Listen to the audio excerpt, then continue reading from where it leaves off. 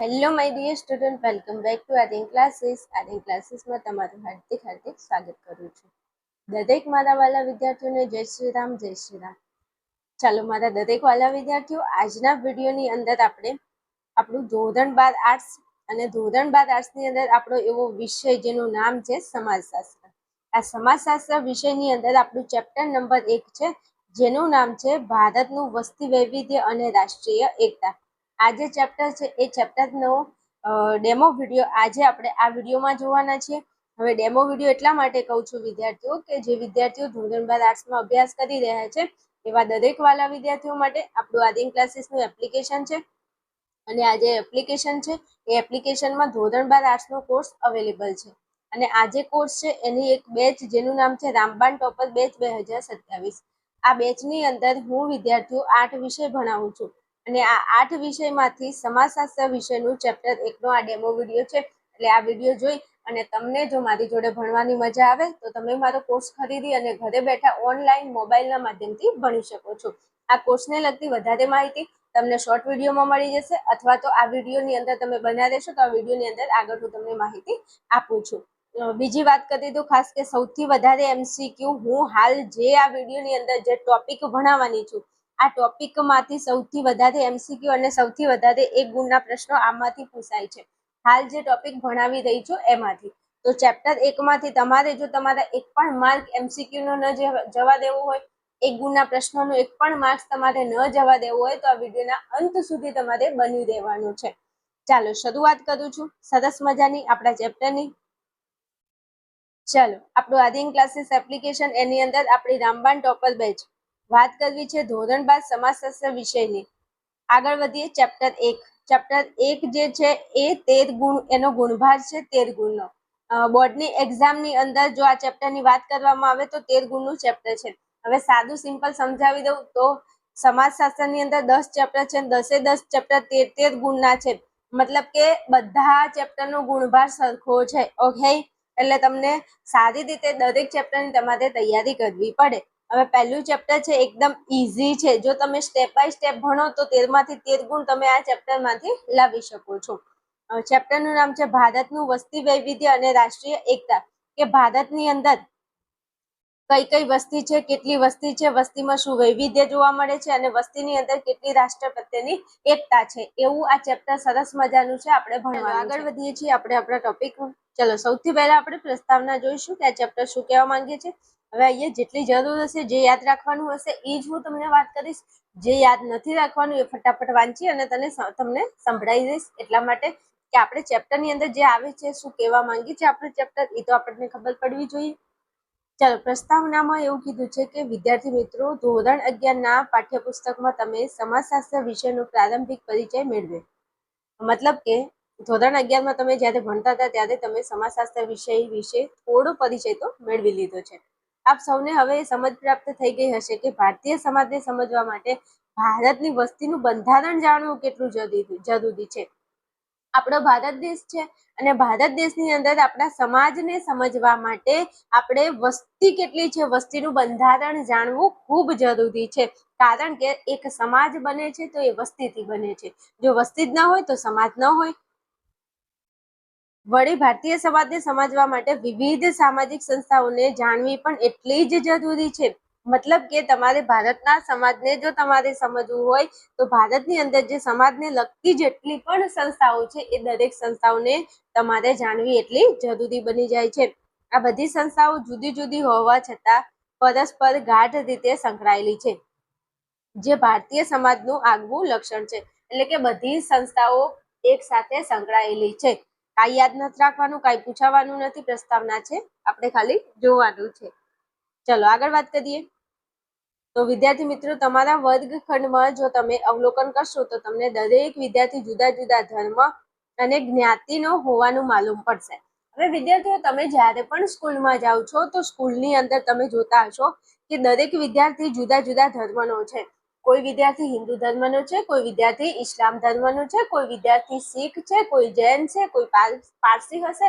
એટલે અલગ અલગ ધર્મ પાળતા વિદ્યાર્થીઓ, મતલબ એમના મમ્મી પપ્પા જે છે અલગ અલગ ધર્મ પાળે છે, એ અલગ અલગ ધર્મના બાળકો વિદ્યાર્થીઓ તમારી સ્કૂલની અંદર તમને જોવા મળતા હશે. બીજી વાત રહી કે એમાં ધર્મની અંદર પણ અલગ અલગ જ્ઞાતિના વિદ્યાર્થીઓ તમને જોવા મળશે તમારી સ્કૂલની અંદર. આવું ધાર્મિક અને જ્ઞાતિનું વૈવિધ્ય હોવા છતાં ભારત એક અખંડિત રાષ્ટ્ર છે. જો ધર્મ અલગ છે, જ્ઞાતિ અલગ છે, તેમ છતાં બધા એક સાથે હળી મળીને રહે છે અને આ એક અખંડિત રાજ્ય આપણું ભારત જે છે એ અખંડિત રાષ્ટ્ર છે. તો આપણા દેશની અંદર આવું જોવા મળે છે કે ધર્મ અલગ છે, જ્ઞાતિ અલગ છે, તેમ છતાં બધા એક થઈને ભારતમાં વસવાટ કરે છે. ચલો આગળ વાત કરવી છે તો ભારતીય સમાજમાં પૂર્વ, પશ્ચિમ અને ઉત્તર, દક્ષિણ એ દરેક વિભાગમાં લોકોની રહેણી કરણી, જીવનશૈલી, પહેરવેશ, આર્થિક પ્રવૃત્તિ, રિવાજો, ઉત્સવો, તહેવારો, ભાષા, તીર્થધામ વગેરેમાં અનેક પ્રકારનું સાંસ્કૃતિક વૈવિધ્ય જોવા મળે છે. જો મસ્ત વાત અહીંયા કરી છે. ભારતની અંદર એમ કીધું છે કે આપણો ભારતની અંદર જે પણ સમાજ છે એમાં પૂર્વ પશ્ચિમમાં તમે જાઓ કે ઉત્તર દક્ષિણમાં જાઓ, દરેક ખૂણે, દેશના દરેક ખૂણાની અંદર લોકોની રહેણી કહેણી અલગ છે, લોકોની જીવનશૈલી અલગ છે, લોકોનો પહેરવેશ પણ અલગ છે, લોકોની આર્થિક પ્રવૃત્તિઓ, પૈસા કમાવાની પ્રવૃત્તિ પણ લોકોની અલગ છે, લોકોના રિવાજો અલગ છે, લોકોના ઉત્સવો અલગ છે, તહેવારો અલગ છે, ભાષા અલગ છે.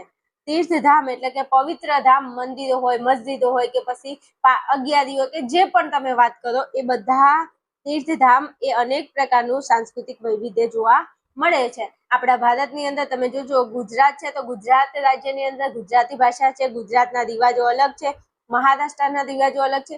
તો જેટલા પણ ભારતના રાજ્યો છે દરેક રાજ્યની અંદર ભાષાઓ અલગ છે, દરેક રાજ્યની અંદર પહેરવેશ અલગ છે, ખાવા પીવાનું અલગ છે, પછી રહેણી કહેણી અલગ છે, જીવનશૈલી અલગ છે, ભાષા, તહેવાર, ઉત્સવ બધું અલગ અલગ છે.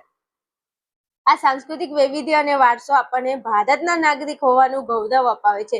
આપણા ભારતનો જે સાંસ્કૃતિક વારસો છે એ આપણને ભારતના નાગરિક હોવાનું ગૌરવ અપાવે છે. આપણે આ બધી બાબતને આ પ્રકરણમાં સમજવાનો પ્રયત્ન કરવાનો છે. આપણે આ ભાષા છે, રિવાજો છે, પછી ઉત્સવો છે, તહેવારો છે, આ બધું આપણે આ ચેપ્ટરની અંદર ભણવાના છીએ. સૌપ્રથમ આપણે વસ્તીનો અર્થ જોઈશું અને પછી તેના વૈવિધ્યને સમજીશું. આપણે આ ચેપ્ટરમાં શું ભણવાના છીએ? તો આ ચેપ્ટરની અંદર આપણે વસ્તીનો અર્થ જોવાના છીએ, એનું વૈવિધ્યને સમજવાનું છે. ચાલો આગળ વાત કરું તો વસ્તીનો અર્થ.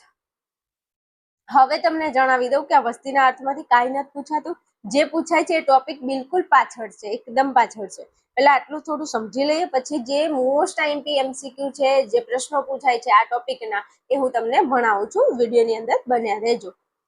ચલો વાત કરવી છે વસ્તીનો અર્થ. તો વસ્તી કોને કહેવાય? તો સમાજના સાતત્ય માટે માનવ વસ્તી જરૂરી છે.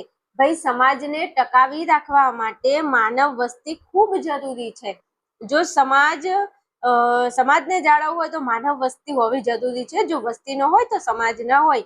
સમાજમાં વ્યક્તિઓની સંખ્યા એટલે જનસંખ્યાને માનવ વસ્તી કહેવાય. હવે માનવ વસ્તી આપણે કોને કહીશું? તો સમાજમાં વ્યક્તિઓની સંખ્યા એટલે કે જનસંખ્યાને માનવ વસ્તી કહે છે. ઓકે, તો કે ઓકે. ચલો આગળ વાત કરીએ તો વસ્તી વિનાનો સમાજ ન હોઈ શકે. વસ્તી વિનાનો સમાજ હોઈ શકે નહીં. સમાજે પોતાનું અસ્તિત્વ અને સાતત્ય ટકાવી રાખવા માટે વસ્તીની જાળવણી કરવી અનિવાર્ય છે.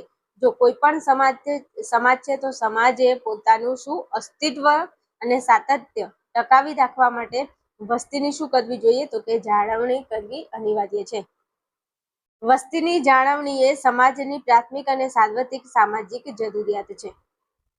શું કીધું છે? વસ્તીની જાળવણી એ સમાજની પ્રાથમિક અને સાર્વત્રિક સામાજિક જરૂરિયાત છે.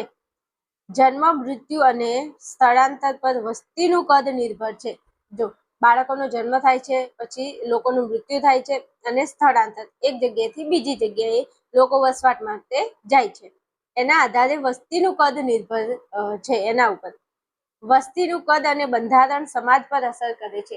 આ વસ્તીનું જે કદ છે, જન્મદર, મૃત્યુદર અને સ્થળાંતર, એ શું કરે છે? બંધારણ, વસ્તીનું આ કદ અને બંધારણ સમાજ ઉપર અસર કરે છે. કાંઈ નથી પૂછાતું અને કાંઈ યાદ પણ નથી રાખવાનું. ચાલો, વસ્તીના બંધારણને વસ્તીનું માળખું પણ કહે છે. આ વસ્તીનું જેટલું બંધારણ છે એને વસ્તીનું માળખું કહે છે. હવે વસ્તીના બંધારણની અંદર શું આવે છે? કોને કહીશું વસ્તીનું બંધારણ? તો વય જૂથ એટલે કે ઉંમર. કેટલી ઉંમરના વ્યક્તિઓ છે સમાજમાં? લિંગ પ્રમાણ, 1000 પુરુષો સ્ત્રીઓની સંખ્યા કેટલી છે એને લિંગ પ્રમાણ કહીશું. પછી ગ્રામીણ અને શહેરી તફાવતો. ગામડામાં કેવો તફાવત, શહેરમાં શું તફાવત, આ બંનેનો તફાવત. સાક્ષરતા, કેટલા લોકો ભણેલા ગણેલા છે, વગેરે જેવી બાબતનો સમાવેશ થાય છે. બંધારણમાં આ બધાનો સમાવેશ થાય છે. ધર્મ, ભાષા, જાતિગત સ્તર રચના વગેરે આધારિત વસ્તી વિષયક આંકડા સમાજ જીવનને અસર કરે છે. વસ્તી અને સમાજ પારસ્પરિક રીતે સંબંધિત છે.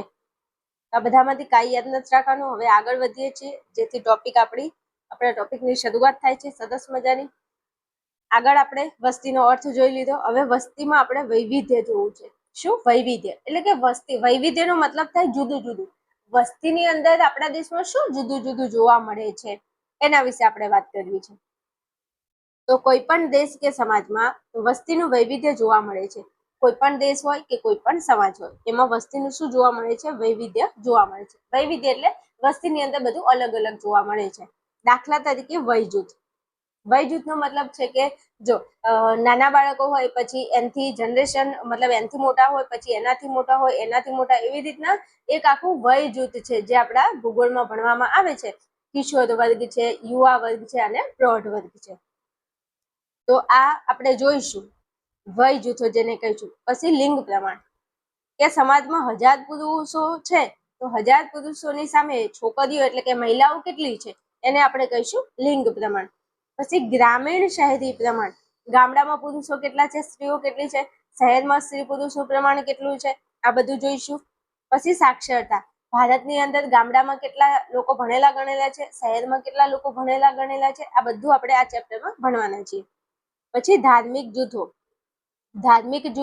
ધર્મને લગતા કયા કયા જૂથો છે ભારતમાં? ભાષાકીય જૂથો, ભાષાને લગતા કેટલા જૂથો છે, કેટલી ભાષાઓ છે, એ બધું આપણે આ વિડીયોમાં, આ ચેપ્ટરમાં ભણીશું. વિવિધ જ્ઞાતિ સમૂહો, ભારતની અંદર કઈ કઈ જ્ઞાતિઓ છે, કયા કયા સમૂહો છે, એના વિશે આપણે ભણવાનું છે. જન્મનું પ્રમાણ, ભારતની અંદર કેટલા બાળકોનો જન્મ થાય છે, કેટલા લોકોનું મૃત્યુ થાય છે, કેટલા લોકો એક જગ્યાથી બીજી જગ્યાએ રહેવા માટે, સ્થળાંતર એટલે એક જગ્યાથી બીજી જગ્યાએ જવું, તો સ્થળાંતરિત લોકોનું પ્રમાણ વગેરે, આ બધું વસ્તીનું વૈવિધ્ય છે. કે આ બધી રીતે વસ્તીમાં અલગતા થોડું અલગ પડતું હોય છે, થોડું અલગ જોવા મળે છે. ચલો આગળ વાત કરું તો વસ્તીના વૈવિધ્ય પરથી જે તે સમાજની આર્થિક સુખાકારીની વિગતો જાણી શકાય છે. વળી આયોજન અને વિકાસમાં વસ્તી વિષયક આંકડાઓ આવશ્યક બની રહે છે. વસ્તીના વૈવિધ્ય પરથી ખબર પડે છે કે સમાજની આર્થિક અને સુખાકારીની વિગતો કેવી છે. આયોજન વિશે અને વિકાસમાં વસ્તી વિષયક આંકડાઓ આવશ્યક બની રહે છે, કઈ કામનું નથી. ચલો સ્થાનિકથી શરૂ કરીને વૈશ્વિક કક્ષા સુધીના પ્રત્યેક ક્ષેત્રમાં વસ્તીનું વૈવિધ્ય જોવા મળે છે. આપણે અહીં તેમના કેટલાક મુદ્દાઓને ભારત અને ગુજરાતના સંદર્ભમાં સમજવાનો પ્રયત્ન કરીએ છીએ. હવે મારા વાલા વિદ્યાર્થીઓ, આ બધો જે હતો એ પરિચય હતો. ટૂંકમાં માહિતી મેં તમને આપી દીધી વસ્તી અને વસ્તી વિશે, કે વસ્તી વિશે શું શું આપણે આ ચેપ્ટરમાં ભણીશું. અને હવે આપણા ટોપિકની શરૂઆત થાય છે જે મોસ્ટ ઇમ્પોર્ટન્ટ છે, અને અહીંથી મારા વાલાઓ દરેક પ્રશ્નો પૂછાવાની શરૂઆત અહીંથી થાય છે. ચાલો ધ્યાનમાં રાખશું. આપણે જોવું છે ધાર્મિક વૈવિધ્ય. આપણે વસ્તીમાં શું શું વૈવિધ્ય છે એ ભણી ગયા, મતલબ જોઈ લીધું. અહીંયા જુઓ, આજે છે ને એ વસ્તીમાં વૈવિધ્ય છે. વસ્તીમાં વૈવિધ્ય એટલે વસ્તીને લઈને શું જુદું જુદું જોવા મળે છે. તો વસ્તીને લઈને વસ્તીની ઉંમર જુદી જુદી જોવા મળે છે. પછી લિંગ પ્રમાણ જુદું જુદું જોવા મળે છે. પછી સાક્ષરતા જુદી જુદી હોય છે, ધાર્મિક જૂથો જુદા જુદા હોય છે, જ્ઞાતિઓ જુદી હોય છે, મૃત્યુ અલગ અલગ હોય છે. આ બધું વસ્તીમાં વૈવિધ્ય જોવા મળે છે, જે આમાંથી તમને એક પણ પ્રશ્ન પૂછાવાનો નથી. પણ હવે તમને એક પ્રશ્ન, એક ટોપિક અહીંથી શરૂઆત થાય છે જેનું નામ છે ધાર્મિક વૈવિધ્ય. ધાર્મિક વૈવિધ્ય એટલે ધાર્મિક એટલે ધર્મ, અને વૈવિધ્ય એટલે જુદું જુદું. તો કે ધર્મ લઈને ભારતમાં શું જુદું જુદું જોવા મળે છે? તો મારે તમને કહેવું પડશે કે ધર્મને લઈને ભારતમાં શું જુદું જુદું જોવા મળે છે. આપણે બધા ધર્મમાં માનીએ છીએ, તો તમને ખબર છે ને મને ખબર છે કે ભારતમાં કેટલા ધર્મો છે, ધર્મના નામે શું ચાલી રહ્યું છે, શું છે શું નથી, કેટલી વસ્તી વધારે છે, કોની કયા ધર્મની વસ્તી વધારે છે, કયો ધર્મ આપણા દેશમાં વધારે છે, એ બધું જ આવી જશે ધાર્મિક વૈવિધ્યની અંદર. જે હું તમને હવે ભણાવું છું. ચાલો શરૂઆત કરીએ. તો વિદ્યાર્થી મિત્રો, આપણે સૌ જાણીએ છીએ કે ભારત વિવિધતાથી ભરેલો દેશ છે. સાચી વાત. ભારતની અંદર વિવિધતા એટલે જુદું જુદું બધું અલગ અલગ. ભારતની અંદર ઘણું બધું વસ્તુ અલગ અલગ અલગ જોવા મળે છે. આ વિવિધતામાં ધાર્મિક વૈવિધ્ય પણ જોવા મળે છે. ભારતની અંદર બીજું બધું તો અલગ અલગ છે, પણ ધર્મની અંદર ઘણું વૈવિધ્ય એટલે ધર્મની અંદર ઘણું જુદું જુદું જોવા મળે છે. જગતના મુખ્ય ધર્મોના નાગરિકો ભારતમાં વસવાટ કરે છે. જો આ વિશ્વની અંદર જેટલા ધર્મો છે અલગ અલગ, એ બધા ધર્મના નાગરિકો એટલે કે લોકો ભારતમાં વસવાટ કરે છે. That's the point. આ પોઈન્ટ ધ્યાનમાં રાખવાનું છે મારા વાલા, કે જગતના જે મુખ્ય ધર્મો છે, જે ધર્મો જગતના મુખ્ય છે, એ ધર્મના લોકો ભારતમાં શું કરે છે તો કે વસવાટ કરે છે. ને આપણે ભારતમાં જોઈએ છીએ ભાઈ, અલગ અલગ ધર્મના લોકો વસવાટ કરે છે. દરેક ધર્મ પોતાની આચાર સંહિતા ધરાવે છે. દરેક ધર્મમાં શું છે? પોતાના ધર્મની આચાર સંહિતા છે. તેમજ ધર્મસ્થાનો, જો દરેક ધર્મના ધર્મસ્થાનો અલગ છે, બધા ધર્મોના ધર્મ ગ્રંથો અલગ છે, બધા ધર્મના ધાર્મિક તહેવારો અલગ છે, વ્રતોના આધારે પોતાની જીવનશૈલી રચે છે. દરેક ધર્મના શાસ્ત્રો પ્રમાણે દરેક ધર્મમાં વ્રતોની મહિમા અલગ છે. તો આ બધું આપણા ભારતમાં જોવા મળે છે. ઓકે, આ તમને એક સમજૂતી આપી છે. આ બધું તમને થોડું તમે સમજશો તો પછી આગળના જે પ્રશ્નો પૂછાય એ તમે તૈયાર કરી શકશો. તો આ તમને સમજાયું છે કે ભારતમાં આ બધી વાતે ધર્મને લગતું જુદું જુદું વૈવિધ્ય જોવા મળે છે. ચલો આગળ વાત કરીએ. તો ભારતના બધા ધર્મોમાં બંધુતાની ભાવનાનો સંદેશ રહેલો છે. બંધુતા એટલે ભાઈચારો. બંધુતા એટલે શું થશે? ભાઈચારો. આપણા ભારત દેશની અંદર ભારતના બધા ધર્મોમાં બંધુતાની ભાવનાનો સંદેશ રહેલો છે. મતલબ કે આપણા ભારતની અંદર શું જોવા મળે છે? ભાઈચારો. ભલે ગમે તે ધર્મનો વ્યક્તિ હોય, પણ આપણે એની જોડે ભાઈની જેમ રહીએ છીએ. રાઈટ? તો કે હા. આગળ વાત કરીએ તો ધાર્મિક વૈવિધ્યના કારણે સૌ ભારતીયો પ્રત્યેક ધર્મના વાર તહેવારોમાં ભાગ લઈને એક્યની ભાવના પ્રસારિત કરે છે. શું કીધું છે? ધાર્મિક વૈવિધ્યના કારણે એટલે કે ધર્મના જુદા જુદા વૈવિધ્યના કારણે સૌ ભારતીયો પ્રત્યેક દરેક ધર્મના વાર તહેવારોમાં ભાગ લઈને, જોજો ઇસ્લામ ધર્મ છે તો ઇસ્લામ ધર્મમાં કોઈ વાર તહેવાર હોય તો આપણા હિન્દુ ભાઈઓ એમની સાથે હોય છે.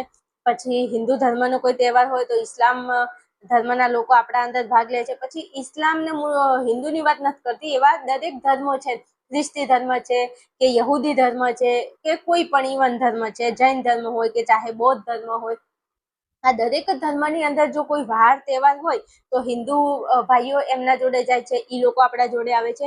એટલે આવી રીતના આપણા ભારતની અંદર શું છે? એક્યની ભાવના પ્રસારિત કરે છે. મતલબ એકતાની ભાવના પ્રસાર થાય છે અહીંયા. હા, 2% પ્રોબ્લેમ હોઈ શકે, એ અલગ વાત છે ને, એ બધું આપણે એમાં નથી પડવાનું. પણ આપણે આપણા ટેક્સ્ટબુક પ્રમાણે આપણને જે ભણવામાં શીખવામાં આવે છે એ આવું શીખવવામાં આવે છે. તો આપણે એ જ શીખીશું, નહીં કે બીજી ત્રીજી વાતમાં ઇન્ટરેસ્ટ લઈશું. રેડી? ઓકે, ચાલો હવે તમારી આતુરતાનો અંત આવી ગયો છે. This is the most IMP question of your exam. મારા વાલા, મારા કલેજાઓ, તમારી જોડે જો સમાજશાસ્ત્રની ટેક્સ્ટબુક હોય તો એ ટેક્સ્ટબુકમાં તમે જોઈ શકો છો, સરસ મજાનું કોષ્ટક આપેલું છે. પણ મેં એ કોષ્ટકને અહીંયા લીધું નથી, મેં સીધું અહીંયા લખીને સમજાવી દઉં છું. રાઈટ? સરસ મજાનું કોષ્ટક છે, એમાંથી જેટલું પૂછાય છે એ મેં લઈ લીધું છે. કોષ્ટક અહીંયા મેં લીધું નથી. તમારે સમાજશાસ્ત્રની બુક જોડે હોય તો તમે જોઈ અને ટેલી કરી શકો છો. હવે વાત કરવી છે આપણે ભારતનું શું જોઈએ છીએ? ધાર્મિક વૈવિધ્ય જોઈ રહ્યા છીએ. તો ભારતમાં નીચેના ધર્મ પાળનારા લોકો વસવાટ કરે છે. અને આ મોસ્ટ IMP ક્વેશ્ચન તમને વિભાગ બી માં પૂછાય, અથવા વિભાગ સી માં જો નાનો પ્રશ્ન પૂછવો હોય તો આવો પ્રશ્ન 2 ગુણમાં વિભાગ સી માં પૂછી લે. જો કે વિભાગ સી માં આટલો નાનો પ્રશ્ન ના પૂછાય, મોટા જ પ્રશ્નો પૂછાય છે. પણ કદાચ પેપરને મેન્ટેન કરવા ઘણીવાર નાના અમથા પ્રશ્નો પૂછતા હોય છે. તો આ પ્રશ્ન સી માંય પૂછાય, કા બી માંય પૂછાય, પણ પ્રશ્ન પૂછાય 100%. એટલે 1000% તમારે આ પ્રશ્નને તૈયાર કરવાનો છે.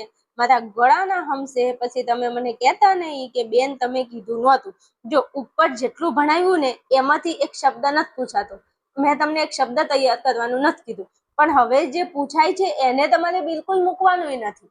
હા, નથી પૂછાતું એ નથી કરવાનું, પણ જે પૂછાય છે એને મૂકવાનું નથી. જો તમારો ટાર્ગેટ છે કે તમારે સમાજશાસ્ત્રમાં 100 માંથી 95 માર્ક લાવવા છે તો 1000% આવી શકે છે, પણ 1000% તમારી તૈયારી હોવી જોઈએ. અને કોર્સમાં તમે જોઈન થઈ ગયા છો તો કોર્સમાં હું આવી રીતે જ ભણાવું છું, જેટલું કહું છું આટલું કરવાનું, તેટલું બોલ્યા ચાલ્યા વિના તમારું મગજ બંધ કરીને તૈયાર કરી લેવાનું છે. એમાં તમારે કોઈ તર્ક વિતર્ક કરવાનો નથી કે આ પૂછાશે કે નહીં પૂછાય, આ પૂછાશે કે નહીં પૂછાય. તો સોની મોની તને ખબર છે કે આ પૂછાશે કે નહીં પૂછાય તો પછી મારા કોર્સમાં ભણવાની જરૂર નથી. તમને નથી ખબર કે શું પૂછાય છે એટલા માટે તો તમે કોર્સમાં જોઈન થઈને ભણો છો. હા, તો થોડી મારી વાતનું પાલન કરવાનું જો તમારે સારા માર્ક લાવવા હોય તો. બાકી તમે જે કરો એ તમે કરી શકો છો. રેડી? એટલે કીધું એટલું કરી લેવાનું. ભારતમાં નીચેના ધર્મ પાળનારા લોકો વસવાટ કરે છે. કયા કયા ધર્મના લોકો આપણા ભારતમાં રહે છે? વસવાટ કરે છે એટલે રહે છે. તો પહેલા તે હિન્દુ ધર્મ, બીજા નંબરમાં ઇસ્લામ, ત્રીજા નંબરમાં ખ્રિસ્તી, ચોથા નંબરમાં શીખ, પાંચમા નંબરમાં બૌદ્ધ, છઠ્ઠા નંબરમાં જૈન અને સાતમા નંબરમાં કોઈ પણ ધર્મમાં નહીં માનનારા લોકો ભારતમાં રહેશે. બોલ, ધર્મમાં માને છે એ લોકો તો ભારતમાં રહે છે, એમાં કોઈ નવાઈ નથી. પણ જે કોઈ પણ ધર્મમાં નથી માનતા ને એવા લોકો આપણા ભારતમાં વસવાટ કરે છે. ઓકે, તો પરીક્ષામાં પ્રશ્ન પૂછાય કે ભારતમાં કયા ધર્મ પાળનારા લોકો વસવાટ કરે છે તો પહેલા લખી નાખવાનું છે હિન્દુ, ઇસ્લામ, ખ્રિસ્તી, શીખ, બૌદ્ધ, જૈન અને કોઈ પણ ધર્મમાં નહીં માનનાર. આ પ્રશ્ન પૂછાઈ ગયો છે પરીક્ષામાં 2 થી 3 વાર. મને કહેતા નહીં કે બેન તમે કીધું નહોતું. મારા ગળાના હંસે આ પ્રશ્ન તમારે તૈયાર કરી લેવાનો છે. ચાલો આગળ વાત કરવી છે મારે તમને. તો હવે જોવું છે કે ભારતમાં અને ગુજરાતમાં જેટલા ધર્મો છે એની વસ્તી કેટલી છે. આખું કોષ્ટક આપેલું છે પણ મેં 2 જ લીધું છે કારણ કે આ વધારે પૂછાતું નથી તો ખોટું આપણે વધારે ટેન્શન લેવાની જરૂર નથી. હવે ભારતમાં હિન્દુ ધર્મની વસ્તી કેટલી છે? તો ભારતમાં હિન્દુ ધર્મની વસ્તી 79.80. 79 ને 80, લો આવું તો યાદ રહી જાય. 79.80. અમુક ને હે ને આ 79 લખેલા છે ને એ બોલતા ન આવડે. એક આ 69 અને આ 79. આ બંનેમાં દરેક વિદ્યાર્થીને તકલીફ પડતી હશે. હા, હવે આવડી ગયું છે, વાંધો નહીં, 12માં આવ્યા છો તો. પણ નાના હતા ત્યારથી ભણતા હતા ત્યારે આ 2 સંખ્યામાં તમને કન્ફ્યુઝન આવતું હશે કે આને 79 કહેવાય, સોની મની 79 કહેવાય ને આને 69 કહેવાય, હે ને? આ 2માં જેને તકલીફ પડી હોય ઈ મારા વાલા ફટાફટ મને કમેન્ટમાં જણાવે કે બેન તમારી વાત 1000% સાચી. અમને આ 2 સંખ્યા આવે ને એટલે તકલીફ પડી જાય કે આ શું વાંચવું, ઊંધું થઈ જાય, હે ને? પણ વાંધો નહીં, હવે આપણે મોટા થઈ ગયા છીએ એટલે આપણને આવડતું હશે, હે ને? હા, તો હિન્દુની વસ્તી કેટલી છે ભારતમાં? તો 79.80. અને ઇસ્લામની વસ્તી ભારતમાં કેટલી છે? તો 14.23% છે. કેટલા ટકા છે? 14.23%. અને એ 79.80%. એટલે 79, 80 અને 14 ને 23 યાદ રહી જાય. આંકડો નથી પૂછાતો પણ કદાચ પૂછાઈ જાય. અને બીજું કે હિન્દુ ધર્મની વસ્તી ભારતમાં સૌથી વધુ છે. એ તો નીચે આપેલું છે, ભણાવું છું. હાલો, હવે ગુજરાતની અંદર સેમ એવું છે. ભારતમાં જેમ હિન્દુની વસ્તી વધારે એમ ગુજરાતમાં હિન્દુની વસ્તી વધારે. ભારતમાં ઇસ્લામની વસ્તી બીજા નંબરે છે તો ગુજરાતમાં પણ ઇસ્લામની વસ્તી બીજા નંબરે છે. 9.67% છે. અહીંયા 88.57% છે. આ તમને કોઈ જગ્યાએ નહીં પૂછાય આંકડા, પણ જસ્ટ તમારે યાદ રાખવાનું છે કે ભારતમાં હિન્દુઓની વસ્તી વધુ છે, બીજા નંબરે ઇસ્લામ છે. ગુજરાતમાં પણ હિન્દુઓની વસ્તી વધુ છે અને ઇસ્લામની વસ્તી બીજા નંબરે છે. ઇસ્લામ એટલે કે મુસ્લિમ લોકોની વસ્તી વધારે છે. ઇસ્લામ ધર્મનું નામ છે, મુસ્લિમ વસ્તીનું નામ છે. આપણા ધર્મ હિન્દુ ધર્મનું નામ છે અને હિન્દુઓ એ વસ્તીનું નામ, બંને એક જ થાય છે. ઓકે, હાલો હવે વાત કરવી છે મોસ્ટ આઈએમપી એમસીક્યુ ની. મોસ્ટ આઈએમપી એમસીક્યુ મારા વાલા, મારા કલેજા. મને કહેતા નહીં બેન તમે કીધું નહોતું. પહેલા જ નંબરનું એમસીક્યુ. ભાઈ, ભારતમાં હિન્દુઓની વસ્તી સૌથી વધારે છે. એ તો આપણે જોઈ લીધું. અહીંયા જો કે હિન્દુઓની વસ્તી સૌથી વધારે છે ભારતમાં. તો કદાચ ના કરે નારાયણ અને ઊભી થાય રામાયણ અને આવો પ્રશ્ન પૂછી લે કે ભારતમાં સૌથી વધુ વસ્તી કયા ધર્મની વસ્તી સૌથી વધારે છે? તો યાદ રાખવાનું, હિન્દુ ધર્મની વસ્તી સૌથી વધારે છે. તો ભારતમાં હિન્દુઓની વસ્તી સૌથી વધારે છે. તેથી ભારતમાં સૌથી વધુ હિન્દુ ધર્મના લોકો વસવાટ કરે છે. આ મોસ્ટ આઈએમપી એમસીક્યુ તમારી ટેક્સ્ટ બુકની અંદર સ્વાધ્યાયમાં પહેલા નંબરનો એમસીક્યુ આપેલો છે કે ભારતમાં સૌથી વધુ કયા ધર્મના લોકો વસવાટ કરે છે? કયા? કોઈ લખી દીધું તમને કયા. ભારતમાં સૌથી વધુ કયા ધર્મના લોકો વસવાટ કરે છે? તો જવાબ શું આવશે? હિન્દુ. તો અહીંયા મેં સીધું લખી દીધું છે કે ભારતમાં સૌથી વધુ હિન્દુ ધર્મના લોકો વસવાટ કરે છે ને આ MCQ માં પૂછાય, મોસ્ટ IMP MCQ તમારા માટે. એક ગુણ તમારો અહીંથી સિક્યોર થઈ જાય છે. એટલે આને જરા નોટ ડાઉન કરી લો, પેન લઈને બેસી જાઓ, નોટ્સ બનાવો જાતે જાતે કે શું શું પૂછાય છે. હું જે ભણાવું છું એમાં કહું કે મોસ્ટ IMP 1000%, તો એને તમારે લખી જ નાખવાનું. તો ભારતમાં સૌથી વધુ હિન્દુ ધર્મના લોકો વસવાટ કરે છે, આ MCQ માં પૂછાય છે. હવે હું તમને જણાવી દીધું છે તો તમારી જવાબદારી સમજીને પ્રશ્ન તૈયાર કરી લો. હાલો આગળ વધુ. ચલો, આથી તેને બહુમતી સમુદાય પણ કહે છે. ભાઈ સાંભળજો, ભારતની અંદર હિન્દુ ધર્મના લોકો સૌથી વધારે છે તો બહુમતી સમુદાય કયો કહેવાય? હિન્દુ. યાદ રહી જશે આ તો. આવું તો ખબર પડે ને કે આપણા ભારતમાં બહુમતી એટલે વધારે વસ્તી કોની છે? હિન્દુઓની છે. તો બહુમતી સમુદાય કદાચ MCQ માં પૂછી લે ભાઈ, ટેક્સ્ટ બુકમાં નથી પણ આમ ગાઈડમાં બીજા એક્સ્ટ્રા MCQ આપેલા છે, એમાં પ્રશ્ન પૂછાય કે ભારતમાં બહુમતી સમુદાય કયો છે? તો હિન્દુ સમુદાય. કેમ? કારણ કે સૌથી વધારે વસ્તી કોની છે? હિન્દુઓની છે. જ્યારે લઘુમતી સમુદાયો પૈકી ઇસ્લામ ધર્મના લોકોની સંખ્યા વધારે છે. હવે લઘુમતી સમુદાય એટલે શું? તો બહુમતી સમુદાયમાં હિન્દુ આવે અને હિન્દુ સિવાયના બીજા જેટલા પણ ધર્મો છે, બીજા ધર્મોમાંથી મુખ્ય ધર્મ કયો છે અને વધારે વસ્તી ધરાવતો ધર્મ કયો છે? તો ઇસ્લામ ધર્મ. એટલે લઘુમતી જે સમુદાય છે, લઘુમતી એટલે ઓછી વસ્તી ધરાવતા જે સમુદાયો છે, એમાં સૌથી વધારે કયા ધર્મના લોકો છે? તો એમાં જવાબ આવશે ઇસ્લામ. જો હિન્દુ ધર્મના લોકો તો સૌથી વધુ છે એટલે આ સમુદાય બહુમતી સમુદાય કહેવાય. હવે બાકીના જેટલા ધર્મો બાકી બચ્યા છે, બાકીના જેટલા ધર્મો છે, મતલબ જૈન ધર્મ છે, ખ્રિસ્તી ધર્મ છે, બૌદ્ધ ધર્મ છે, તો આ ધર્મોમાંથી સૌથી વધારે ધર્મના લોકો કયા છે? તો એમાં જવાબ આવશે ઇસ્લામ. ઓકે, આ લઘુમતી કહેવાય. લઘુમતી એટલે જેની ઓછી વસ્તી હોય. તો આ ઓછી વસ્તી વાળા જે ધર્મો છે એમાંથી સૌથી વધુ વસ્તી કોની છે? તો એમાં ઇસ્લામ ધર્મના લોકો સૌથી વધારે છે. બહુમતી પૂછાય તો હિન્દુ ધર્મ. લઘુમતીમાંથી સૌથી વધારે સંખ્યા કયા લોકોની છે? તો ઇસ્લામ ધર્મના લોકોની છે. આવું યાદ રાખવાનું છે. બે શબ્દો યાદ રાખજો, બહુમતી સમુદાય કે તો હિન્દુ, પણ લઘુમતી સમુદાયોમાંથી કયા સમુદાયની, કયા ધર્મના લોકોની સંખ્યા વધારે છે? તો ઇસ્લામ ધર્મના લોકોની સંખ્યા વધારે છે. આટલા MCQ તમને પૂછાઈ શકે છે. એક આ MCQ અહીંયા મેં તમને જણાવી દીધો છે. બીજું અહીંયા બે પ્રશ્નો છે. એક બહુમતી સમુદાય કયો? તો હિન્દુ, અને લઘુમતી સમુદાયો પૈકી ઇસ્લામ ધર્મના લોકોની સંખ્યા. તો આ પણ પ્રશ્ન તમને પૂછાઈ શકે છે. ઓકે, આ બે ધ્યાનમાં રાખવાના છે. ચલો, કોઈ ધર્મમાં નહીં માનનારા એવા લોકોનો સમાવેશ થાય છે. જે કોઈ ધર્મમાં માનતા નથી એવા પણ લોકો ભારતમાં વસવાટ કરે છે. આ બધું કઈ પૂછાતું નથી. ચાલો, ગુજરાતમાં પણ હિન્દુઓની વસ્તી સૌથી વધારે અને લઘુમતી સમુદાય પૈકી મુસ્લિમોની વસ્તી સૌથી વધુ જોવા મળે છે. જેવું ભારતમાં છે એવું સેમ ગુજરાતમાં છે. ભારતમાં હિન્દુઓ વધારે છે તો ગુજરાતમાં હિન્દુઓની વસ્તી વધારે છે. ભારતમાં ઇસ્લામ ધર્મના લોકો એટલે કે મુસ્લિમ વસ્તીની લઘુમતી સમુદાયમાં મુસ્લિમ વસ્તીની સંખ્યા સૌથી વધુ છે. એવી રીતે ગુજરાતમાં પણ લઘુમતી સમુદાયની વાત કરીએ તો એમાં મુસ્લિમોની સંખ્યા વધુ છે. ઓકે, આ બે વસ્તુ પૂછાતું નથી પણ આપણને થોડી તો ખબર હોવી જોઈએ, કારણ કે આપણે આ દેશમાં રહીએ છીએ ને આપણે આ રાજ્યમાં રહીએ છીએ. ચલો વિદ્યાર્થી મિત્રો, શૈક્ષણિક વર્ષ દરમિયાન તમે બધા ધર્મ આધારિત જે જાહેર રજાઓ માણો છો એ જ ધાર્મિક એક્ય દર્શાવે છે. હવે જો તમે સ્કૂલમાં ભણવા જાઓ છો તો તમે સ્કૂલમાં ભણવા જાઓ છો અને સ્કૂલની અંદર જે ધર્મને આધારિત જે જાહેર રજાઓ, તમને નહીં કહેતા કે કાલે તો પતેતી છે, કાલે તો હોળી છે, કાલે દિવાળી છે, પછી કાલે નવરોઝ છે, કે કાલે પછી ઈદે મિલાદ છે, કે આવી કોઈ પણ રજાઓ તમને આવે છે સ્કૂલમાં, તો એ રજાઓ બધી ધર્મના આધારે આવતી હોય છે, જે ધર્મની એકતા બતાવે છે.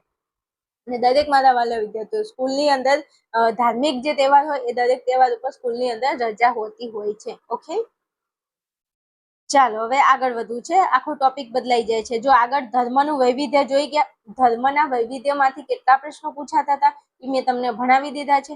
હવે નવો ટોપિક મારે શરૂઆત કરવી છે જેનું નામ છે સ્ત્રી પુરુષના પ્રમાણનું વૈવિધ્ય. જો આપણે આગળ વસ્તીમાં વૈવિધ્ય જોઈ ગયા, એમાંથી એક પણ પ્રશ્ન નથી પૂછાતો એટલે એને તૈયાર નથી કરવાનો. પછી આપણે ધાર્મિક વૈવિધ્ય જોઈ ગયા, તો ધાર્મિક વૈવિધ્યમાં જે પ્રશ્નો પૂછાતા હતા એ મેં તમને કીધા, તમારે એ જ તૈયાર કરવાના છે. અને હવે ત્રીજા નંબરમાં આપણે ભણવું છે સ્ત્રી પુરુષના પ્રમાણનું વૈવિધ્ય. હવે આ સ્ત્રી પુરુષના પ્રમાણના વૈવિધ્યમાંથી કેટલા પ્રશ્નો તૈયાર કરવાના છે, શું પૂછાય છે, એ જ તમને તૈયાર કરાવીશ. એટલે કોઈ ચિંતા કરતા નહીં, વધારે આપણે કોઈ મહેનત કરવી નથી. ઓકે, ચાલો હવે આપણે વસ્તીના વૈવિધ્યને સમજવા માટે સ્ત્રી પુરુષના પ્રમાણ અંગે ચર્ચા કરીએ. કોઈ પણ સમાજના કદને સમજવા માટે સ્ત્રી પુરુષ પ્રમાણની સમજ મેળવી આવશ્યક છે. શું કીધું છે? કોઈ પણ સમાજના કદને સમજવા, તમારે કોઈ સમાજનું કદ જોવું હોય કે સમાજ કેટલો નાનો છે કેટલો મોટો છે, એનું કદ જોવું હોય તો એમાં સ્ત્રી પુરુષ જે છે એના પ્રમાણની તમારે સમજ મેળવી ખૂબ જ જરૂરી છે. સમાજના અભિન્ન અંગ સમાન સ્ત્રી પુરુષની. જો સમાજનું એક અભિન્ન અંગ એટલે કે સમાજમાંથી જુદું ન થવા વાળું અંગ હોય તો સ્ત્રી પુરુષ. એક સમાજ બને છે સ્ત્રી પુરુષના પ્રમાણથી. તો સ્ત્રી પુરુષની વસ્તી વિષયક માહિતી જે તે સમાજની સંતુલિત વસ્તીનો નિર્દેશ કરે છે. અર્થાત કોઈ પણ દેશમાં સ્ત્રી પુરુષનું પ્રમાણ સમપ્રમાણ હોવું જરૂરી છે. ભાઈ કોઈ પણ દેશ હોય તો દેશની અંદર સ્ત્રીઓ અને પુરુષોનું પ્રમાણ એક સરખું હોય તો જ સેટ થાય. કારણ કે જો લગ્ન કરવા હોય તો ક્યાં જવું પડે, સ્ત્રીઓ જોવે જ તે ભાઈ. પુરુષો 1000 હોય ને તો સામે 1000 સ્ત્રીઓ હોવી જોઈએ, હે ને? સાચી વાત, ખબર પડે છે? હા, તો એમ સમાજની અંદર જેટલા પુરુષો હોય એટલી સ્ત્રીઓ હોવી જરૂરી છે. તો સ્ત્રી પુરુષનું પ્રમાણ સમપ્રમાણ એટલે સરખું પ્રમાણ હોવું જરૂરી છે. આ પ્રમાણમાં અસમતુલા ઊભી થાય તો તેનાથી વસ્તીને લગતા ઘણા પ્રશ્નો સર્જાઈ શકે છે. વાત સાચી છે. જો સમાજની અંદર સ્ત્રી પુરુષનું પ્રમાણ અસમાન હોય, અસમતુલા હોય તો સમાજની અંદર ઘણા બધા પ્રશ્નો સર્જાઈ શકે છે. તમે ઘણી વાર અત્યારે જોતા હશો સમાજની અંદર છોકરાઓના લગ્ન થતા નથી, છોકરીઓ મળતી નથી. કેમ ભાઈ આવું થાય છે? તો અત્યારે છોકરીઓની સંખ્યા કહેવા જાય કે 1000 પુરુષોએ ઓછી છે એટલા માટે. અને અત્યારે જનરેશન પણ એવી બની ગઈ છે, બધા જ લોકોને પૈસો જોઈએ છે, બધા લોકોને સારી નોકરી સારો ધંધો જોઈએ છે, એટલા માટે પણ લગ્ન નથી થતા ઘણીવાર. એટલે દરેક વિદ્યાર્થીને કહું છું મસ્ત ભણો, એવી તૈયારી કરો, સારી એવી નોકરી મેળવી લો એટલે લાડીને ગાડી તો સામેથી આવી જશે, હો ને? હા, કમેન્ટ કરજો તમારે. હું ભણાવું એમાં ખબર પડતી હોય તો પ્લીઝ ચેનલને સબસ્ક્રાઇબ કરી અને વિડીયોને તમારા મિત્રો સુધી અવશ્ય શેર કરજો. ચાલો આગળ વધવું છે ટોપિકમાં. ચાલો ટોપિકમાં તમને આગળ લઈ જાઉં એ પહેલા વિદ્યાર્થીઓ મારો વિડીયો જોઈ રહ્યા છે તો તમને થોડી ઇન્ફોર્મેશન આપી દઉં. અમારી 2 મિનિટ એ તમારી જિંદગીનું આવનારું આ વર્ષને સુધારી શકે છે. જો તમે ધોરણ 12 આર્ટ્સમાં અભ્યાસ કરી રહ્યા છો અને તમારે સારી એવી તૈયારી કરવી છે, ધોરણ 12 આર્ટ્સને લગતા જેટલા પણ તમારા 7 વિષયો છે, આ 7 વિષયોની અંદર તમારે ટોપમોસ્ટ રિઝલ્ટ લાવવું છે તો તમારા માટે આ વિડીયો છે અને તમારા માટે આ ઇન્ફોર્મેશન છે. જે વિદ્યાર્થીઓ મારા વાલા છે એ વિદ્યાર્થીઓ આપણું આર્યન ક્લાસીસ નામનું આપણું એપ્લિકેશન છે અને આ એપ્લિકેશન પ્લે સ્ટોર ઉપર ઉપલબ્ધ છે. તમે પ્લે સ્ટોરમાંથી આપણું આર્યન ક્લાસીસ એપ્લિકેશન ડાઉનલોડ કરી શકો છો. આપણા એપ્લિકેશનની અંદર વિદ્યાર્થીઓ ધોરણ 12 આર્ટ્સને લગતા 8 વિષય હું આ એપ્લિકેશનની અંદર ભણાવું છું. કેટલા? ટોટલ 8 વિષય. અને 8 વિષયમાંથી તમારા 7 વિષય તો તમને મળી જ જવાના છે. એટલે દરેક મારા વાલા વિદ્યાર્થીઓને ઘરે બેસીને મોબાઈલના માધ્યમથી ઓનલાઈન બેઝ પર તૈયારી કરવી છે તો તમે મારો આર્યન ક્લાસીસ એપ્લિકેશનનો કોર્સ ખરીદી શકો છો. આ કોર્સ જે છે એ ધોરણ 12 આર્ટ્સના વિદ્યાર્થીઓનું છે. એડમિશન ઓપન થઈ ગયું છે. ગુજરાતના છેવાડાના વિદ્યાર્થીઓ મારો કોર્સ ખરીદીને હાલ ભણી રહ્યા છે. આપણી જે બેચ છે એનું નામ છે રામબાણ ટોપર બેચ 2027. અને આ જે કોર્સ છે એમાં 8 વિષય છે. 8 વિષયની નોર્મલ ફીસ માત્ર 3999 રૂપિયા છે. અને હાલ આ જે ફીસ છે એ ઓફર પ્રાઇસ છે. અને આ ઓફર માત્ર આજે છેલ્લો દિવસ છે આ ઓફરનો. આજે 1લી તારીખ છે તો આ છેલ્લી તારીખ છે. આ એક દિવસ માન્ય રહેશે, એક જ દિવસ બાકી છે આ ઓફરની અંદર.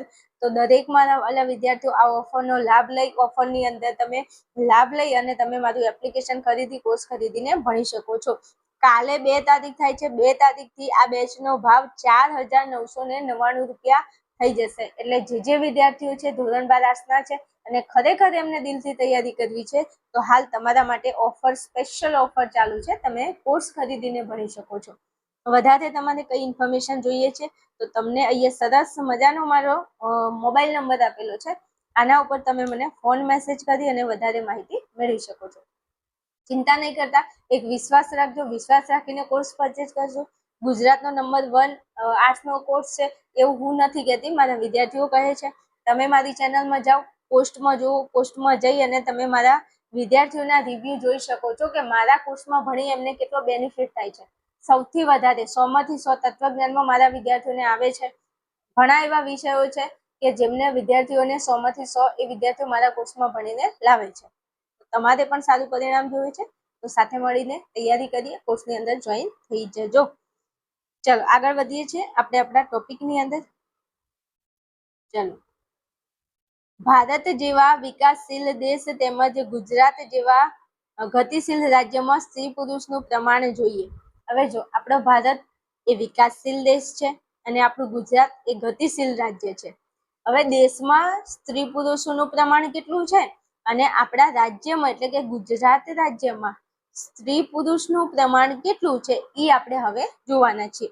આગળ આપણે જોઈ ગયા કે ભારતમાં કેટલા ધર્મો હતા, ધર્મની અંદર સૌથી વધારે વસ્તી કોની છે, સૌથી ઓછી વસ્તી કોની છે, કેટલા ધર્મો છે, આ બધું આપણે ભણી ગયા.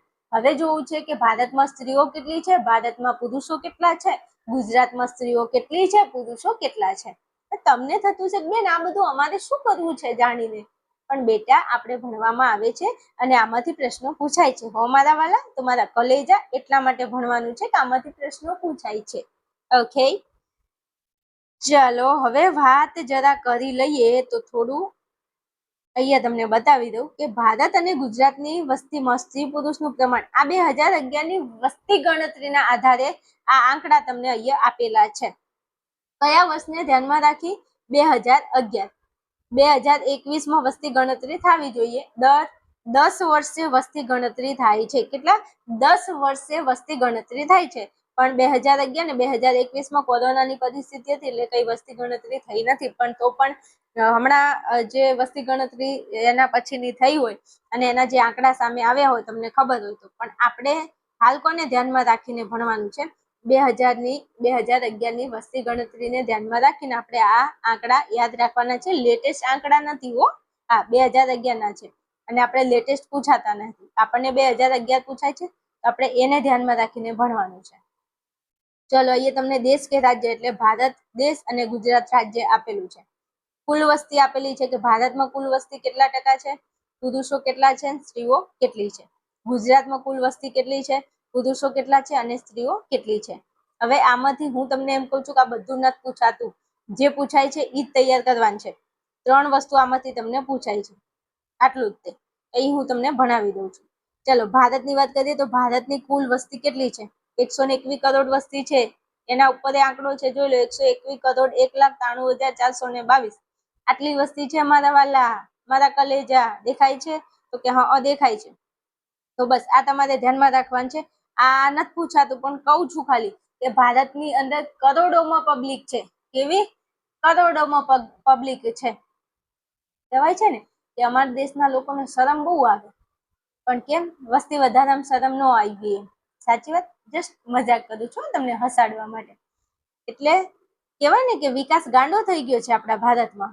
આમ તો કહેવાય કે આપણા દેશનો વિકાસ મધ્યમમાં થઈ રહ્યો છે, પણ વસ્તી વધારાની અંદર આપણો વિકાસ ખૂબ ગાંડો થઈ ગયો છે. પણ શું કરવું, ઘણા બધા એવા પરિબળો છે જેના લીધે આપણા દેશમાં વસ્તી વધે છે, જે તમે ઇકોનોમીમાં ભણશો. હા, અર્થશાસ્ત્રની અંદર તમને ભણાવવામાં આવશે કે આપણા દેશની વસ્તીના કયા કયા કારણો છે કે આપણા દેશની વસ્તી વધી રહી છે. પુરુષોની વાત કરીએ તો પુરુષો કેટલા ટકા છે ભારતમાં? તો 51.51% પુરુષો છે ભારતમાં. સંખ્યા નથી પૂછાતી, તમને ખાલી ટકાવારી પૂછાય છે કે ભારતમાં પુરુષો કેટલા ટકા છે અને ભારતમાં સ્ત્રીઓ કેટલા ટકા છે. સ્ત્રીઓ ટકાવારીમાં પૂછાય છે તો અહીંયા 51.51%, અહીંયા 48.49%. હવે જો આંકડા એકદમ યાદ રહી જાય એવા છે. આમ પણ પુરુષો વધારે છે અને સ્ત્રીઓ ઓછી છે. તો પુરુષો વધારે છે તો 51-51 અને અહીંયા 48-49. બે આંકડા મસ્ત છે, યાદ રહી જાય એવા છે. આ પ્રશ્નો પરીક્ષામાં MCQ માં પૂછાઈ શકે છે અને 1 ગુણના પ્રશ્નમાં પણ તમને પૂછાઈ શકે છે. તો મારા વાલા, મારા કલેજા, મારા કાળજાના કટકાવ, મારે તમને કેવું ન પડે, આ કોષ્ટકમાંથી ખાલી તમારે આટલું જ તે યાદ રાખવાનું છે કે પુરુષો કેટલા ટકા છે, 51.51%, અને સ્ત્રીઓ કેટલી છે, તો 48.49% છે. ઓકે, આ સંખ્યા તમને પૂછવામાં આવતી નથી એટલે ડોન્ટ વરી, ચિંતા કરતા નહીં તમારે. ચાલો હવે ગુજરાતની વાત કરીએ. તો ગુજરાતમાંથી શું પૂછાય છે? તો ગુજરાતમાંથી બીજું કાંઈ નથી પૂછાતું, આ વસ્તી પૂછાય છે કે ગુજરાતની વસ્તી કેટલી છે. 2011ની વસ્તી ગણતરી પ્રમાણે ગુજરાતની વસ્તી કેટલી છે? તો ગુજરાતની વસ્તી છે 6,04,39,692. આ આપણા ગુજરાતની વસ્તી છે, જે તમને પૂછાય 1 ગુણની અંદર. તમને 1 ગુણમાં પહેલી પરીક્ષામાં કે બીજી પરીક્ષામાં પૂછી શકે કે ગુજરાતની વસ્તી કેટલી છે. તો 6,04,39,692, એટલે 6,04,39,692, 6,04,39,692. આવું યાદ રાખી લેજો. એટલે આ 3 પ્રશ્નો તમારે ખાલી યાદ રાખી લેવાના છે, મોસ્ટ આઈએમપી છે. મારા ગળાના હમ છે, આ 3 પ્રશ્નો તમે તૈયાર કરી લેજો, વધારે કાંઈ કરવાનું નથી. ઓકે, હાલો આગળ વધુ ટોપિકમાં. ચલો, ઉપયુક્ત કોષ્ટક પરથી કહી શકાય કે ભારત અતિવસ્તી ધરાવતો દેશ છે. વાત સાચી છે. પહેલા તો બીજા નંબરે હતો અને વસ્તી ગણતરી કરી પહેલા નંબરે પહોંચી ગયો છે. પહેલા ચીન પહેલા નંબરે હતું, હવે આપણો ભારત દેશ પહેલા નંબરે છે વસ્તીમાં. સાચી વાત ને? પણ આપણે 2011ની વસ્તી ગણતરી પ્રમાણે ધ્યાન રાખવાનું છે. ચલો, જેમાં સ્ત્રી પુરુષના પ્રમાણમાં અસમાનતા જોવા મળે છે. ભાઈ, સ્ત્રીઓ અને પુરુષોનું પ્રમાણ સરખું નથી. કેવું છે? અસમાન છે. પુરુષોની તુલનામાં સ્ત્રીઓનું પ્રમાણ ઓછું છે. હા, એ તો આપણને ખબર પડી ગઈ કે પુરુષો દેશમાં વધારે છે અને સ્ત્રીઓ દેશમાં ઓછી છે. ગુજરાતમાં સ્ત્રી પુરુષ પ્રમાણમાં રાષ્ટ્રીય પ્રમાણની જેમ તફાવત જોવા મળે છે. ગુજરાતમાં સ્ત્રી પુરુષના પ્રમાણમાં રાષ્ટ્રીય પ્રમાણની જેમ તફાવત જોવા મળે છે. આપણા દેશમાં સ્ત્રી પુરુષના પ્રમાણમાં તફાવત જોવા મળે છે. ચાલો આગળ વાત કરીએ. તો વિદ્યાર્થી મિત્રો, આપણે જાણો છો તે મુજબ આપણે જાણીએ છીએ. શું જાણીએ છીએ? દર 1000 પુરુષોએ સ્ત્રીઓની સંખ્યા કેટલી છે તેને લિંગ પ્રમાણ કહે છે. હવે આ મોસ્ટ આઈએમપી છે હો. જો હું તમને સાચું કહું, આ તમને છે ને ભૂગોળમાં અને સમાજ, આ બંને વિષયની અંદર આ વ્યાખ્યા તમને એટલી પૂછાય છે જેની કોઈ સીમા નથી. અને એ પણ વિભાગ બી માં તમને વ્યાખ્યા પૂછાય છે. ભૂગોળમાં પૂછાય કે જાતિ પ્રમાણ કોને કહે છે, લિંગ પ્રમાણ કોને કહે છે, અથવા સ્ત્રી પુરુષનું પ્રમાણ કોને કહે છે. અને સમાજશાસ્ત્રમાં પણ વ્યાખ્યા પૂછાય કે લિંગ પ્રમાણ એટલે શું.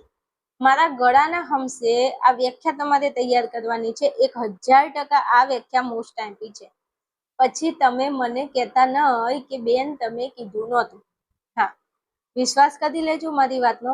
પહેલી પરીક્ષા કા બીજી પરીક્ષા કા બોર્ડની પરીક્ષામાં આ પ્રશ્ન હશે અને હશે. એટલે હવે કઈ કહું કે ચાલશે? તમે સમજી ગયા? તો પ્રશ્ન તૈયાર કરી લો પહેલા તો. હવે કે લિંગ પ્રમાણ કોને કહેવાય? તો દર 1000 પુરુષોએ સ્ત્રીઓની સંખ્યા કેટલી છે નહીં લખવાનું, સંખ્યાને લિંગ પ્રમાણ કહે છે. અહીંયા મેં તમને સમજાવવા માટે લખ્યું છે કે દર 1000 પુરુષોએ સ્ત્રીઓની સંખ્યા કેટલી છે તેને લિંગ પ્રમાણ કહે છે. અથવા સંખ્યાને સીધું અહીંયા લખી દો તો ચાલે કે દર 1000 પુરુષોએ સ્ત્રીઓની સંખ્યાને લિંગ પ્રમાણ કહે છે. ઓકે, વાતમાં ખબર પડી? વાતમાં મગજ ગયું કે મગજમાં વાત ગઈ? મેં શું કીધું? 1000 પુરુષો છે અને એની સામે સ્ત્રીઓ કેટલી, આ જે પ્રમાણ છે એને કહેવાય લિંગ પ્રમાણ. રેડી? પડી સમજણ? ચાલો આગળ વધુ. એટલે તમારે આ ટોપિકમાંથી પહેલા આટલી વ્યાખ્યા તૈયાર કરી લેવાની છે, બીજું કાંઈ નહીં. જેટલે જઈને તૈયારી કરવાની છે, જે પ્રશ્ન પૂછાય છે એ તમને કહી દઈશું કે આટલું તૈયાર કરી લો. હાલો, હવે તેના પરથી લિંગ પ્રમાણ જાણી શકાય છે. 1000 પુરુષો એની સામે સ્ત્રીઓ કેટલી છે એના આધારે આપણે લિંગ પ્રમાણ જાણી શકીએ છીએ. ભારતમાં જુદા જુદા રાજ્યોમાં જોવા મળતું લિંગ પ્રમાણ પરિશિષ્ટ 1માં દર્શાવવામાં આવ્યું છે. હવે ભારત દેશ છે તો ભારત દેશના જેટલા પણ રાજ્યો છે એ રાજ્યોમાંથી કયા કયા રાજ્યોમાં લિંગ પ્રમાણ કેટલું છે એ હવે આપણે આ ટોપિકમાં નીચે ભણવાના છીએ. અને હવે હું તમને જે ટોપિક ભણાવી રહી છું એનો એક એક પ્રશ્ન તમારે તૈયાર કરી લેવાનો છે.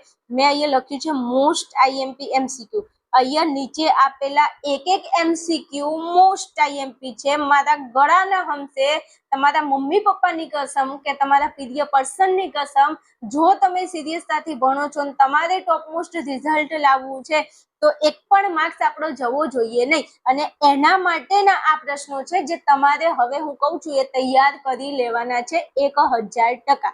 ઓકે, ચાલો ભણાવી દઉં છું. એ પ્રશ્નો કયા છે ચેપ્ટર 1 ના, કે જેમાંથી મોસ્ટ આઈએમપી પ્રશ્નો પૂછાય છે. તો યાદ રાખજો, પહેલો જ પ્રશ્ન છે કે ભારતમાં સરેરાશ લિંગ પ્રમાણ કેટલું? તો કે 940. તો આ શું કહેવા માંગે છે લિંગ પ્રમાણ? તો હમણાં મેં ઉપર ભણાવી દીધું કે 1000 પુરુષોએ સ્ત્રીઓની સંખ્યાને લિંગ પ્રમાણ કહે છે. તો ભારતમાં 1000 પુરુષો છે તો એની સામે સ્ત્રીઓ કેટલી છે? તો કે 940 છે. આ સ્ત્રીઓની સંખ્યા છે જેને આપણે કહીશું લિંગ પ્રમાણ. ભારતમાં 1000 પુરુષો છે એની સામે 940 સ્ત્રીઓ છે. હે બેન એવું? તો કે હા. તો અહીંયા 1000 પુરુષો છે અને 940 સ્ત્રીઓ છે. તો 40, 1000 માંથી 940 કાઢો તો બાકીના વધ્યા 60. તો 60 પુરુષો લગ્ન કરવા માટે બીજા દેશમાં જશે તો પછી જવું જ પડશે ને, એમાં શું નવાઈ છે? કાં તો 60 પુરુષો પછી વાંઢા રહેશે. આવું થઈ શકે, બીજું કઈ ન થાય. ઓકે, કારણ કે પુરુષોની સરખામણીમાં સ્ત્રીઓની સંખ્યા ઓછી છે. અને આ પ્રશ્ન મોસ્ટ આઈએમપી છે. મારા ગળાના એટલે મેં તમને કહી દીધું છો કે મોસ્ટ આઈએમપી છે. આ બધા જ પ્રશ્નો એક એકમાં નહીં કહું કે મોસ્ટ આઈએમપી, અહીંયા ભણાવતા દરેક પ્રશ્નો મોસ્ટ આઈએમપી છે. પ્રશ્ન ન પૂછાય ને આમાંથી તો તમે મારી ચેનલને અનસબસ્ક્રાઇબ કરી લેજો. પહેલી, બીજી અને બોર્ડની એક્ઝામમાં આ ટોપિકમાંથી આમાંથી આ નીચે જે ભણાવું બધા એમસીક્યુ માંથી જો એકાદો પ્રશ્ન, એક બે પ્રશ્ન ના હોય ને તો ચેનલને અનસબસ્ક્રાઇબ કરી લેજો તમારે. સમજ્યા? હા, તો ધ્યાનમાં રાખશો. અહીંયા ચલો, ભારતમાં સરેરાશ લિંગ પ્રમાણ કેટલું? 940. લખો, નોટ પેડ લઈને બેસી જાઓ, લખો. લખશો તો આવડશે ને. તો ભારતમાં સરેરાશ લિંગ પ્રમાણ કે તો 940. ભારતનું લિંગ પ્રમાણ 940. ભારતનું લિંગ પ્રમાણ 940. 63 ચોટી નથી ગઈ. તમને આવડે ને એટલા માટે 5 વાર બોલી છું. અને આ જે પ્રશ્ન છે ને આ બધા પ્રશ્નો ભૂગોળમાં બેઠે બેઠા આવવાના છે. સમજ્યા? એટલે તમારે આ ટોપિક ભણો છો, ચિંતા નહીં કરવાની. સમાજશાસ્ત્રની તૈયારી તો થાય જ છે, સાથે સાથે આ ટોપિકમાંથી ભૂગોળ વિષયની પણ તૈયારી થાય છે. કારણ કે ભૂગોળમાં બેઠે બેઠો ટોપિક આપેલો છે. પછી મને કહેતા નહીં કે બેન તમે કીધું નહોતું. ઓકે, ચલ હવે વાત કરીએ તો સૌથી વધુ લિંગ પ્રમાણ કેરળમાં છે. શેમાં છે? કેરળમાં છે. કેરળ રાજ્યમાં સૌથી વધુ લિંગ પ્રમાણ છે. કેટલું? 1084. હે બેન આ કેવું? કેરળમાં 1000 પુરુષો છે એની સામે સ્ત્રીઓ કેટલી છે? 1084. ઓહો, તો અહીંયા તો કાઠું થઈ ગયું નહીં બેન? પુરુષો 1000 છે, સ્ત્રીઓ 1084 છે. તો 84 છોકરીઓ લગ્ન કરવા ક્યાં જશે? તો બાકીના બધા રાજ્યો પડ્યા છે આપણા ભારતમાં, કોઈ ચિંતા કરવાની જરૂર નથી. હા, કરી શકે છે લગ્ન કોઈ બી રાજ્યમાં. પડી સમજણ? એટલે સૌથી વધુ લિંગ પ્રમાણ કેરળ રાજ્યમાં છે 1084. આ પ્રશ્ન એટલો બધો મોસ્ટ આઈએમપી છે, એટલો બધો મોસ્ટ આઈએમપી છે જેની કોઈ સીમા નથી. બધી જગ્યાએ પ્રશ્ન પૂછાય છે. ભૂગોળમાં પૂછાય, સમાજમાં પૂછાય. તૈયાર કરી લેજો, મારા ગળાના હમશે હો. આમ તો મારા ગળાના હમ કોઈને આપતી નથી, ખાલી તમને જ આપું છું કે તમે તૈયારી કરો ને, કદાચ હું તમને વાલી લાગતી હોય તો. સૌથી વધુ લિંગ પ્રમાણ કેરળ રાજ્યમાં છે 1084. ભારતનું કે તો 940. રેડી? હાલો આગળ વધુ. ચલો, હવે કીધું છે સૌથી ઓછું લિંગ પ્રમાણ કઈ જગ્યાએ છે?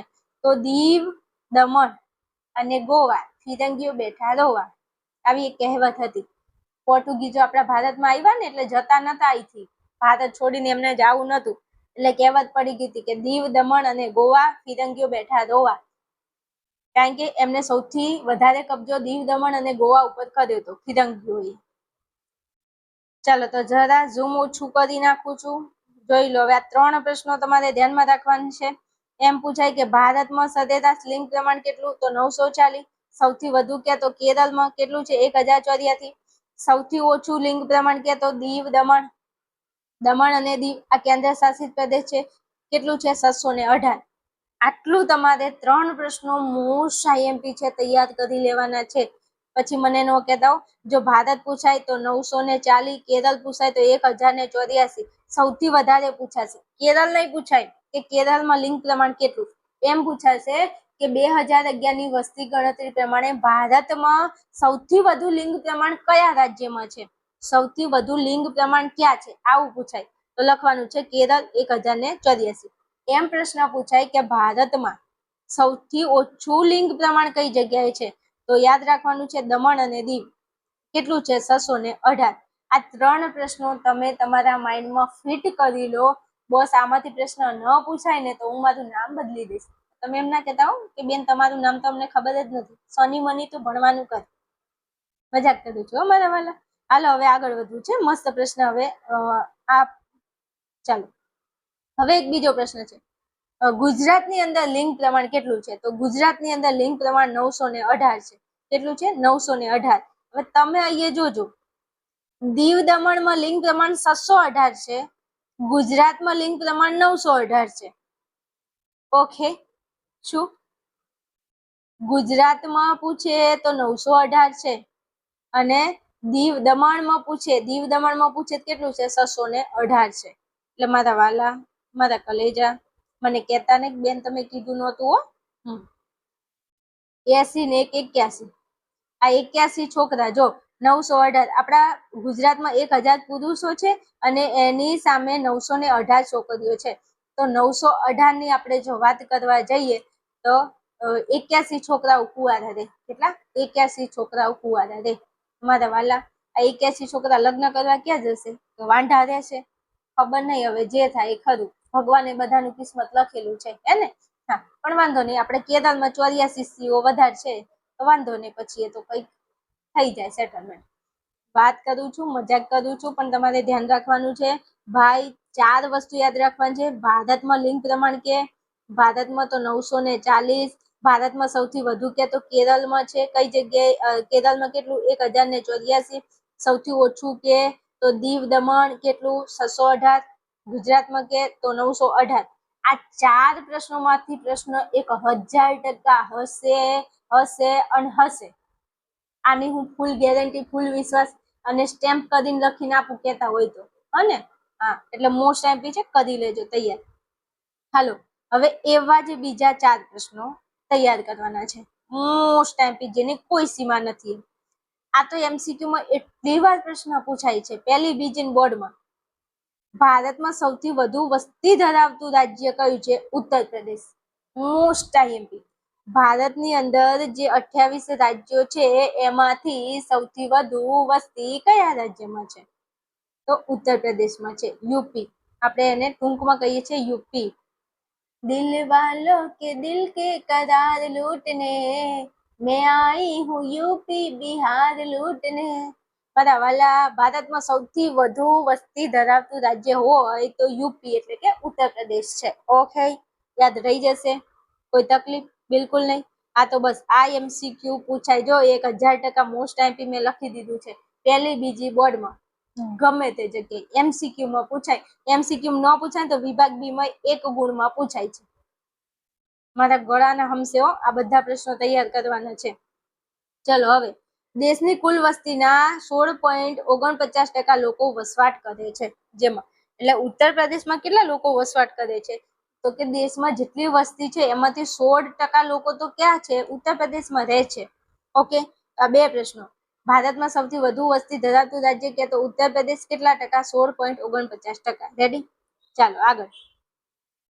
જ્યારે સૌથી ઓછી વસ્તી ધરાવતું રાજ્ય કયું છે? ઉત્તરાખંડ. આ પણ 1000% મોસ્ટ એમપી. સૌથી વધુ વસ્તી કે જો અહીંયા જોજો, વધુ વસ્તી તો ઉત્તર પ્રદેશ, સૌથી ઓછી વસ્તી તો ઉત્તરાખંડ. અહીંયા છે ઉત્તર પ્રદેશ, અહીંયા છે ઉત્તરાખંડ. આલ્યું, અહીંયા તકલીફ ન થાય. ન કે વધુ પૂછ્યું હોય તમે ઉત્તરાખંડ લખીને આવો, ઓછી પૂછ્યું હોય તમે ઉત્તર પ્રદેશ લખીને આવો. 1 માર્ક ગયો. પછી ઘેર આવીને પેપર સોલ્યુશન કરે, જોવે ઓ શીટ યાર ખોટું લખીને આવી ગયો. તો પહેલા નથી ખબર પડતી, શાંતિથી જોવાનું. વધારે આવડતું એટલે હરક પદુડા નહીં થઈ જવાનું. 1 માર્કની મિસ્ટેક કરીને આવો, પછી તમારા 100 માંથી 100 માર્ક આવતા હોય ને 1 માર્ક જાય એટલે 99 થઈ જાય. 1 માર્ક તમને 100 માંથી 99 આયા ને એની ખુશી ન હોય, પણ ઓલો 1 માર્ક ગયો હોય ને એનું બહુ દુઃખ હોય. અને આ જેની સાથે જેને વીતે ને એને ખબર પડે. કહેવાય ને, એ તો જેને ઘા વાગ્યા એને ખબર પડે. પડે કે આ કેવી રીતનું થાય છે, હો ને. હા, એટલે ધ્યાન રાખજો. સૌથી વધુ વસ્તી કે તો ઉત્તર પ્રદેશ, સૌથી ઓછી કે તો ઉત્તરાખંડ. સૌથી વધુ વસ્તીમાં કેટલા ટકા? તો 16% વસ્તી છે. અને સૌથી ઓછી વસ્તીમાં કેટલા ટકા વસ્તી ઉત્તરાખંડમાં વસે છે? તો 0.84%. રેડી? આટલા 4 પ્રશ્નો ને ઉપરના 4 પ્રશ્નો, એમ કરીને 8 પ્રશ્નો, ટોટલ 8 પ્રશ્નો તમે તૈયાર કરી લો, પૂછાય છે. ધર્મને લગતા મેં તમને 3-4 પ્રશ્નો કીધા, ઈ તૈયાર કરી લો. તો આટલા વિડીયોમાંથી આટલું કરી લેશો તો ઇનફ છે. બાકી વધારાની કોઈ થિયરી તમારે તૈયાર નથી કરવાની. ચાલો, આ વિડીયો, આ ટોપિક અહીંયા પૂરો કરું છું. મેં મારી ફૂલ એનર્જી લગાઈ અને તમને સમજાવ્યું છે. જો વિડીયો તમને ગમે હોય તો લાઈક શેર કરજો અને જરા બેલનું આઇકોન પ્રેસ કરી લેજો. મારી ચેનલને સબસ્ક્રાઇબ કરી લેજો. ધોરણ 12 આર્ટ્સની અંદર બોર્ડની એક્ઝામમાં તમને આ ચેનલ ખૂબ ઉપયોગી થવાની છે. ત્યાં સુધી જોતા રહેશો આર્યન ક્લાસીસ. જય હિન્દ, જય ભારત, જય શ્રી રામ.